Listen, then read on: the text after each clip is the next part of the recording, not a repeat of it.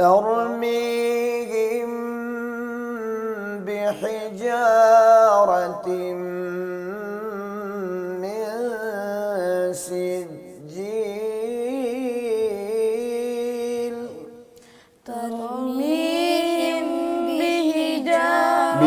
بحجارة ترميهم بحجارة من سجيل ترميهم بحجارة من سجيل من سجيل من سجيل من سجيل من سجيل ترميهم بحجارة من سجيل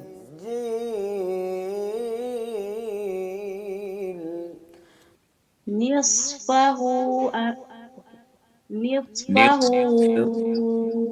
أو انقص منه قليلا.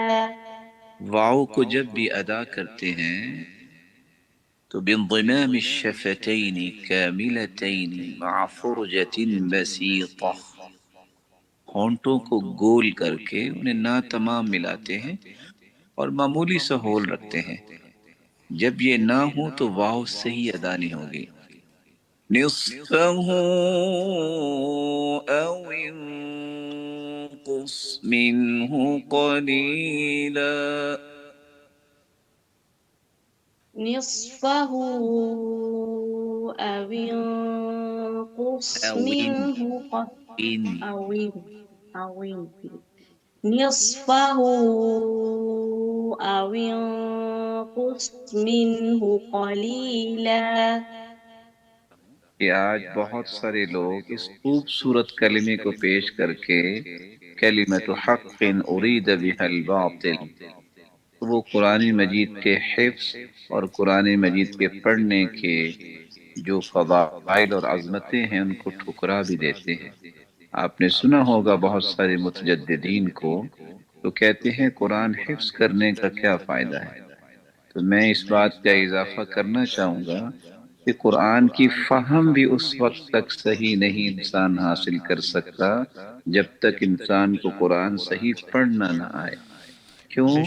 المبانی تدل علی المعانی، جو آپ نے الفاظ پڑھنے ہیں معنی بھی تو اسی کا ہی ہوگا نا، تو ان الفاظ کو خوبصورت پڑھنا، ان الفاظ کو اس ضابط رسول کے مطابق پڑھنا جس ضابط رسول کے مطابق ہم تک سندن روایتاً و درایتاً و تلقیاً و مشافہتاً پہنچا ہے۔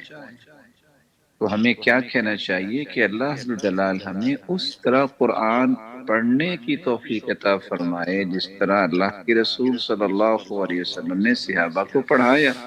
بہت ساری چیزیں جو نا وہ یہ آ سکتی ہیں کہ میں نے جو جیسے گفتگو چل رہی کہ سائنس اسٹوڈنٹ جو ہوتا ہے نا، بہرحال اس کے اندر ایک ریشنل تھنکنگ اور لاجکس اور یہ چیزیں موجود ہوتی ہیں، بالکل ٹھیک ہے۔ صرف اگر حق کی طلب ہو نا، اگر دل کے اندر ایک خواہش پیدا ہو جائے کہ میں نے جو نا وہ ہدایت کی طرف جانا ہے اور پہنچنا ہے، ٹھیک ہے، تو سائنس ہی وہ زینہ بن سکتی ہے کہ جس کی مدد سے وہ جو نا وہ انسان کو ہدایت مل سکتی ہے۔ صحیح ہے۔ اب میں نے بات کی کہ ذرہ جو نا وہ اللہ تعالیٰ نے قرآن میں بھی ذکر کیا کہ جو نا وہ من یعمل مثقال ذرۃ خیر یرہ، ایک ذرے کے برابر جو نیکی ہے نا، ہاں، اب وہ ذرے کو جب آپ دیکھتے ہیں نا، اس کا جو ساخت دیکھتے ہیں کہ وہ اتنی چھوٹی چیز ہے کہ اگر ہم بات کریں کہ جی ایک نقطہ جو ہے پینسل کی مدد سے ایک لگائے گا نقطہ، اس میں جو نا وہ کروڑوں اور اربوں کی تعداد میں ایٹمز ہوتے ہیں، اتنی چھوٹی وہ چیز ہے۔ اب وہ اتنی چھوٹی جو باڈی ہے اس کے اندر جو سٹرکچر ہے، الیکٹرون پروٹون جیسے میں نے شروع میں بات کی، وہ اتنا پیچیدہ ہے کہ اس کو دیکھ کے انسان جو ہے نا وہ یہ ماننے پہ مجبور ہو جاتا ہے کہ بھئی یہ جو ہے نا اس کا ڈیزائن کرنے والا وہ جو ذات جو ہے نا وہ بڑے کریٹر، تو اللہ تعالیٰ تک جو ہے نا وہ پہنچا جا سکتا ہے، یعنی وہ صرف کریٹر نہیں ہے، وہ بہت وائز کریٹر بھی ہے۔ Wise creator. اصل بات یہ ہے کہ آپ کے سامنے جیسے قرآن کے الفاظ پڑھے جائیں، جملہ آئے اور اس کا مطلب آئے، جو جملہ آئے اس کی آیت آئے، آپ اس کو سمجھتے ہوں، یہ فہم قرآن ہے۔ اس کے بعد اس کا تجزیہ ہے، اس میں گہرائی ہے، وہ اگلی منزلیں ہیں انشاءاللہ وہ بھی ہمارا مقدر ہوں گی، لیکن بنیادی طور پہ پختگی پہلے اس میں آنی چاہیے۔ آئیے ایک اور سلائیڈ آپ کے سامنے آنے والی ہے آپ کے لیے سادہ سے آسان سے الفاظ. اللہ تعالیٰ کی کتاب میں سارے سبق ہیں ہی ننھے منھے چھوٹے چھوٹے پیارے پیارے. یہ الفاظ جو آپ کے سامنے ہیں آپ بار بار آ رہے ہیں یہ قرآن کی ووکیبلری ہے جو اللہ تعالیٰ نے بکھیری ہے قرآن کے ہر صفحے پر, اور اللہ نے تحفہ بنا کے ہم اجمی لوگوں کے لیے ہماری زبانوں میں بہت سے الفاظ رکھ دیے ہیں. ان الفاظ کے شروع میں ایک ننھا سا لفظ آئے گا وا. یہ وا خاص ایک لفظ ہے اور اس لفظ کے بعد عام طور پہ جو لفظ ہوگا اس کے نیچے آپ کو زیر نظر آئے گی. یہ واو خاص طور پہ قسم اٹھانے کے لیے آتا ہے. اب ول کتاب قسم کا مطلب ہوگا قسم ہے کتاب کی. آپ مجھے بتائیں گے کیا مطلب ہوگا والقمر؟ قسم ہے چاند کی. تو آپ اللہ کی جو قرآن میں جو جتنی بھی آئی ہوئی ہیں قسمیں وہ آپ سمجھ چکی ہیں. اب بتائیں کیا مطلب ہوگا والقرآنی؟ قسم ہے قرآن کی. اور والکتابی؟ قسم ہے کتاب کی.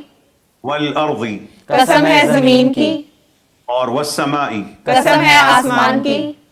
اب میں آپ کو الفاظ دکھاؤں گا بنی آپ نے سن کے بتانا ہے. کیا مطلب ہوگا والسمائی؟